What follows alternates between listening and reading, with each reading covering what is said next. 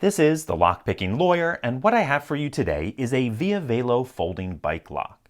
Now at $24.99 on Amazon, this is a relatively low-cost product, but I'm going to tell you up front that I don't think it's worth the money.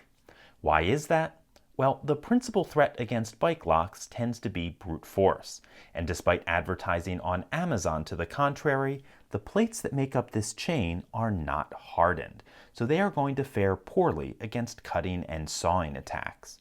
They're also pretty skinny at only about 3 millimeters thick by 16 millimeters wide, so I don't see this chain holding up to a well-considered brute force attack. It may be a little bit better than a cable lock, but not by a whole lot. So, all of that said, let's see what it takes to pick this open. The core inside of here is something that we see in a lot of cheaper Chinese-made bike locks. It contains 8 sliders arranged in 2 banks of 4, each bank of sliders controlling a separate sidebar. So we're going to start out by putting a little bit of tension in that core.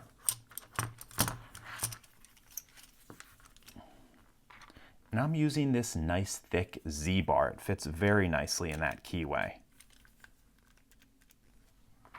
And to manipulate the sliders, I'm using a standard hook in 18 thousandths. I'll be inserting it sideways and twisting it to lift those sliders up. Nothing on 1, 2, 3. Okay, 4 is binding. Nice click out of 4, back to the beginning. Number 1 is binding. Click out of 1, and a lot of movement on that core. We probably set all the sliders on the right side, so let's move over to the left. Nothing on 1, 2, 3 is binding. Nice click out of 3, little click out of 4, back to the beginning. 1 is binding, got a click there. Nothing on 2, click out of 3,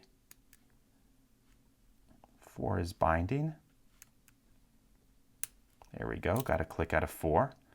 Back to the beginning, nothing on 1, 2, click out of 3, click out of 4. Not sure what's holding us up now. Nothing on 1, 2, click out of 3. There we go, click out of 4, and we open this up.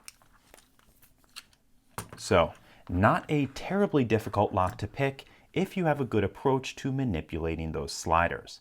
But my main concern with this lock remains the skinny and non-hardened plates that form the chain.